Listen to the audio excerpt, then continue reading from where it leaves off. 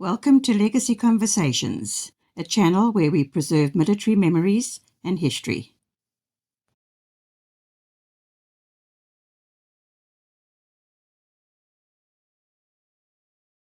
Hello everyone. I'm excited today because we're at the SATH Museum in Port Elizabeth, and we're going to talk to Mike Freer, who's standing right next to an Alouette gunship, and he's going to explain to us exactly how this thing was used, the finer points of it, and I think you're really going to enjoy it. But let us first talk to our sponsors. I've been asked by many people how they can assist the channel. Now, there are various ways. For now, I want to speak about the Patreons.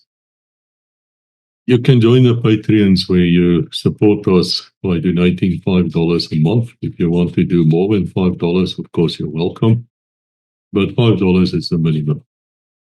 And it's completely free in the sense that if you don't want to carry on with it, you just cancel your subscription and then the $5 will not be deducted from you anymore.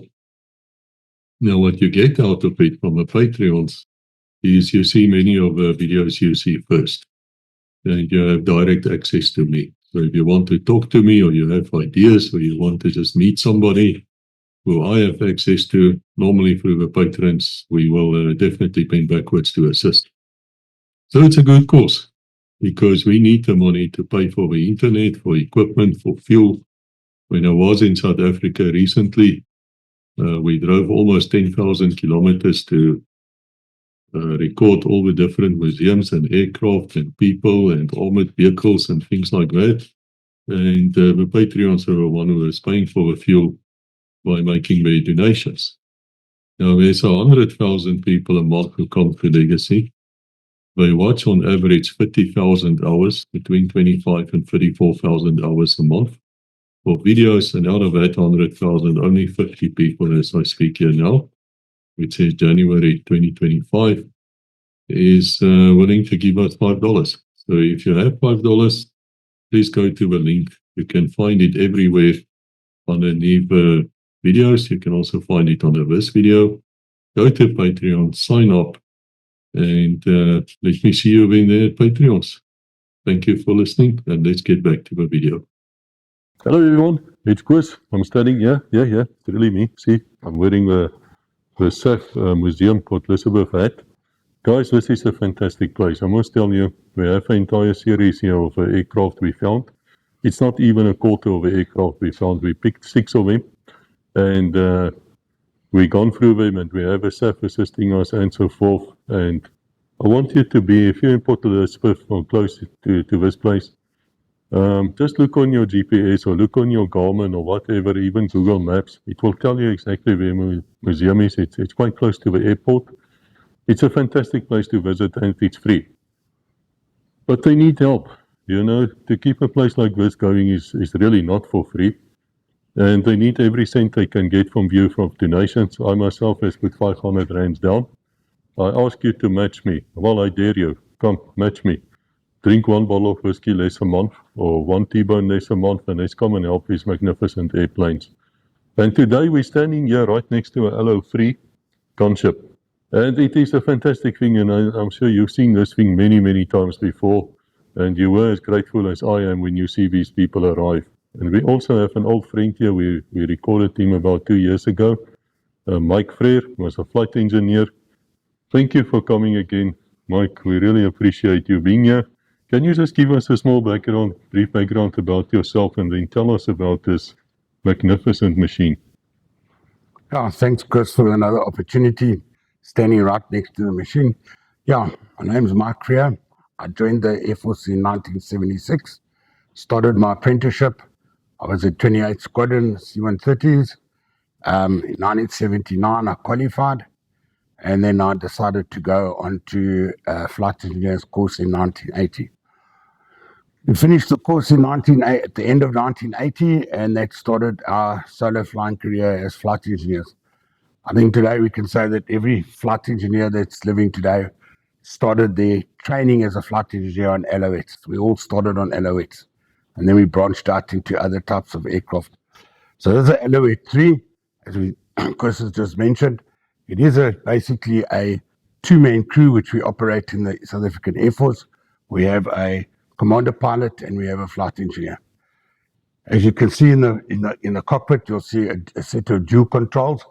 The pilot sits on the right at the back on that side of the aircraft, and normally we have an instructor that would then either train the student pilot or he would qualify him on certain disciplines that the commander or the pilot has been trained for.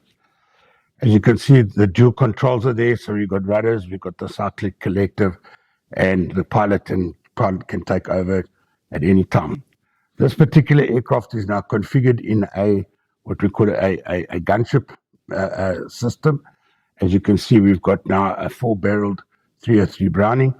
The flight engineer will then normally sit where the seat is vacant, but that's his seat at the back, and he then operates the cannon of different types of calibers that the alloys do carry. This is a hydraulic assisted weapon, so when you move the handles at the top there, either left or right, up and down, the cannon follows that azimuth. This is a normal Browning, 303 Browning. They're not a common setup that we use.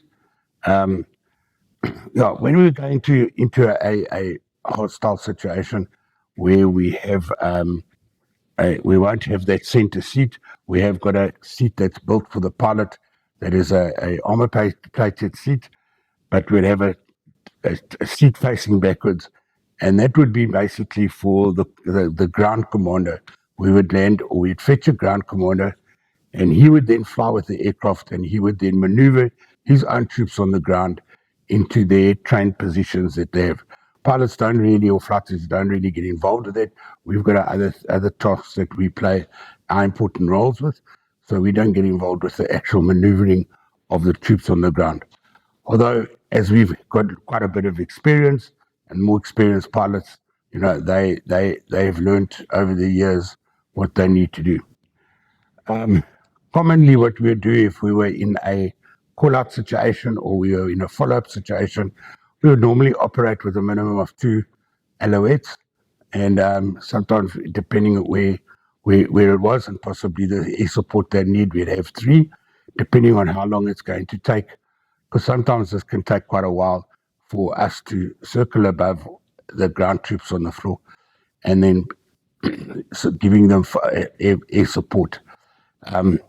Unfortunately, due to the configuration of the aircraft, and you can see this cannon weighs quite a lot of weight, but carries quite a lot of weight. So therefore, we cannot fly these aircraft in the heat of the day, up in the southwest sun, low altitude.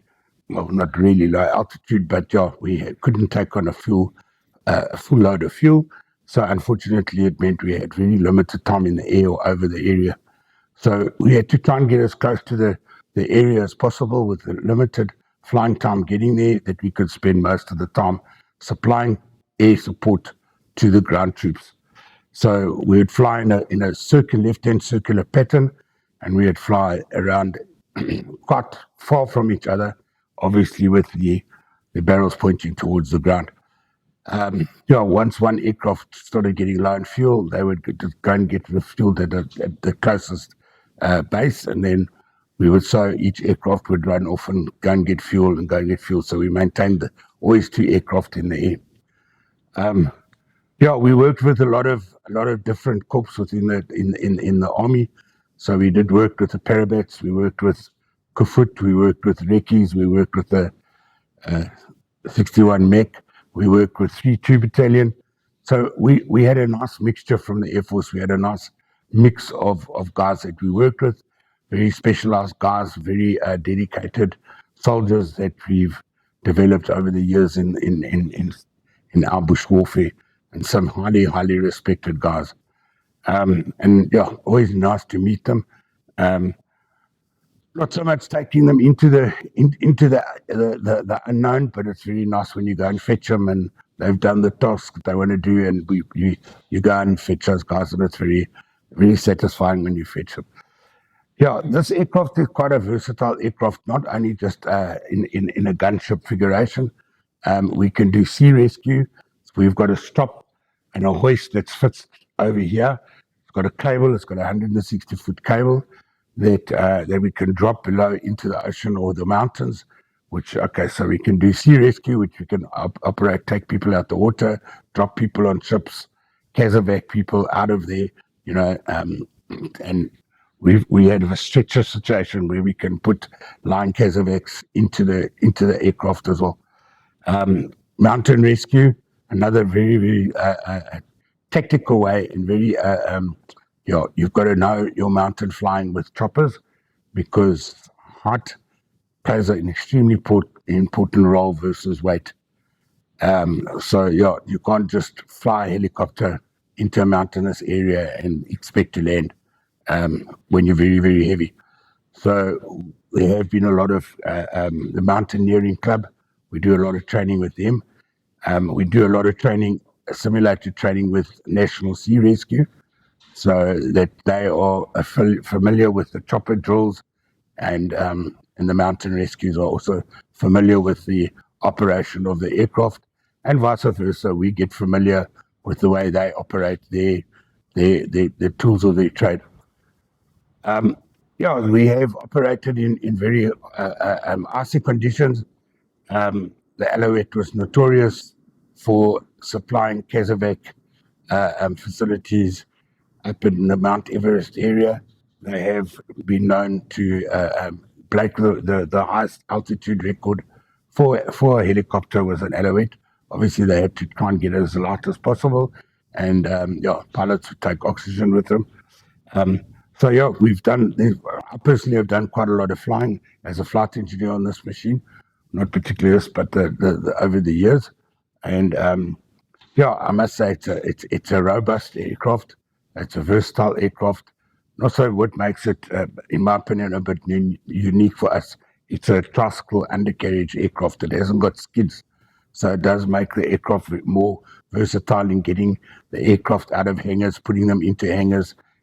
We can do a little bit of a heavy takeoff where we can what we call a roll-off takeoff, which instead of trying to get into the hover and then hover off, where a helicopter with skids has to do that. Very limited movement on the skids, otherwise they get damaged. So that's primarily what the aircraft is. It is a single-engine aircraft with 3 set rotor blades. It's very stable in the air with 3 blades. You'll see a lot of helicopters have got 2 blades, and those 2-blade helicopters aren't as stable as a 3-blade or even, in fact, a 4-blade helicopter. Where's the Gqeberha Brownings, 303 Brownings? That's more Rhodesian Air Force than South African, is it? Yeah, I must admit, I never used this particular machine myself. It is a machine that wasn't used commonly because of the weight. I mean, if you've got to carry 4 ammo pans to supply the 4 machine guns, once again, it's got to do with weight. Once again, it's also got to do with making sure that your ammo boxes are fed well and that they can feed well. Because as you can see, this hole over here, there's a baggage compartment behind here, and the ammo feeds come out of here, and we'll have an ammo box on the other side. So the ammo will be feeding the 2 cannons on this side, and the other box will be feeding the other 2 cannons on the other side. And because the barrels are sticking out, whether it's a 20mm or a 303, that door cannot actually close, so No. need to take it off. Yeah, in most times we would take it off, especially if we have got the weaponry in the aircraft, and also the floor gives away, so that allows, because sometimes we have a ammo bag that catches the doppies, because we don't want them flying around in the air, which could do damage. The doppies could hit the tail rotor, things like that.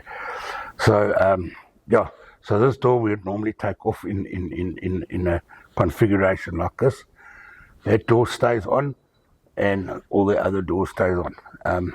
One of the problems that we have is dust, especially landing in a very dusty area. We get a bit of a sort of almost a blackout with dust sometimes, when it's very, very thick dust or very loose dust. And I think a lot of us experienced that type of dust flying. So the doors we can keep closed, the better. Just makes the visibility a bit better.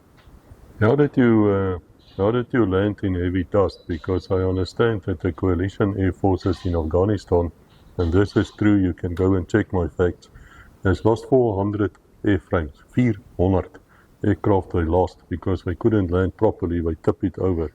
Was this due to training alone, or would you help a pilot as far as you can by telling him, come down, left, right, battering, I think you call it? Yes, most definitely. As you can see, the pilot has got visual contact between his feet, most of it, but once he goes over what we call the LZ, or his selected LZ, depending on the height that we're at, and depending on the terrain, we would then patter the pilot down. We would tell him, move 3 feet. We spoke in sort of meters, and some pilots would like to prefer it in feet. So we were their eyes. So we could see underneath the aircraft. We would monitor the tail boom. We'd monitor the blades. So if we're sitting closer to the blades here than the blade going over there, so we would then monitor the blades, tell the pilot, and looking around the 360 visibility almost that we have of the aircraft while we looking at. So yes, I think that's a lot of problems with pilots that don't operate, or crews that don't operate with an additional crewman, like a flight engineer or a winchman. Sometimes they have a winchman, but yeah, and of course, not having skids, it makes it that we can land on one wheel and do an extraction or drop people off. But yeah, I think it's 90% is the pilots don't get a proper visual contact with the ground. They land on that ground, it's very unstable, and they fall over. These ones were also used for rescue at sea. And then, of course, I think it had floats on it somewhere. And what happens if it actually crashes into the sea? Because it looks like it might turn over. Yeah, standing behind me, on this side of the aircraft, we would have 2 pontoons on either side. They would be carefully folded, almost like an airbag, and we would have CO2 bottles that are in the back of the luggage compartment there. The pilot then has a discharge button that he can then press, and this would inflate the pontoons. The idea for us is to be able to just land on the water and for everyone to get out the aircraft. The aircraft, as you can see, is reasonably top heavy. So once the aircraft has got to its water level, you'll find the aircraft will want to turn upside down. And you're trying to escape from it even if it's like upside down? Yes. All the chopper crews, once a year, we've got to go and do what we call dunking training in Simonstown. So we all go there because that's where the Navy is, and that's where the actual machine that we use. So we come in this simulated cage, and they drop us in the water. We do about 3 or 4 different types of maneuvers. We drop us in the water, they turn us 45 degrees, and we must get out. And they turn it 180 degrees so that we can feel that thing upside down. But we've got to keep our safety belts on until the movement stops. So that's the biggest training, is to have that feeling and the time frame that it has, that you've got to just obviously hold your breath. But yeah, I actually get pretty used to it. And then they turn it. The sound of freedom, huh? Fly past. Fly past, yeah, we're at the Air Force Base. But it must be scary. I mean, you're going under the water I suppose is rushing in. You're sitting there, the next moment the thing starts tilting, and you wait and wait and wait. Are the doors open during those training? Most times you'll find that the doors, when we do a bit of mainly sea rescue, this door would be open.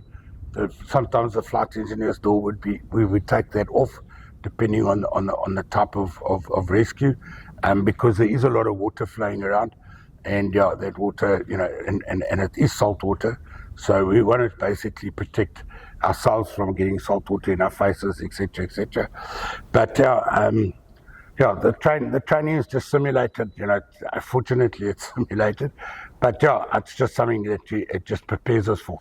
I mean, we do survival, what we call a sea survival course, where we learn all about what we can eat and get off the beaches, etc., all the different flora, and how to make water, good enough to drink. And then we do land survival, which once again, we study all the plants, etc., that we can have, making smokeless fires, and also obviously surviving, and what animals that we must fear, and how to, create warmth for ourselves, particularly in the sea, where we've got it because it's cold, And believe me, the sea's cold. Yeah, we just came from Cape Town, Rebecca and myself, and I was always under the wrong impression that it's the Indian Ocean going there and then, a little bit further the Atlantic. But in fact, it's Atlantic and she froze. She tried to swim there. So I think being dunked in the ocean in Cape Town cannot be a nice experience. But thank you for always coming to our aid. I mean, I'm sure a lot of you has called in the chopper boys, and they always came, and there's a deep sense of gratitude from us in the infantry towards you guys, and also from the police units. We really loved it when we saw those choppers circling the Caspers. It was a fantastic experience. Thank you so much, Mike. No, pleasure.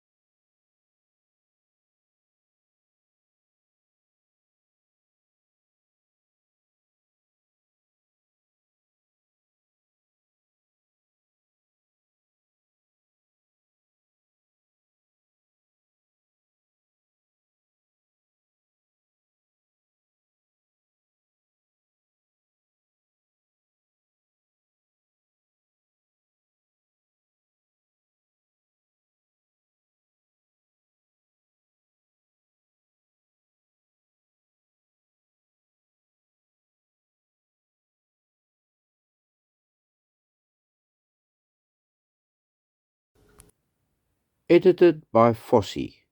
If you'd like to see what he gets up to in his spare time, do please visit his own little YouTube channel, Fossey at Treasure and Treats. Links included below. Your support would be highly appreciated. Help me grow my little channel. Thank you. Dankie. Inkos kakulu. Bye. Thank you for watching. Please like, subscribe, and ring the bell to receive notifications.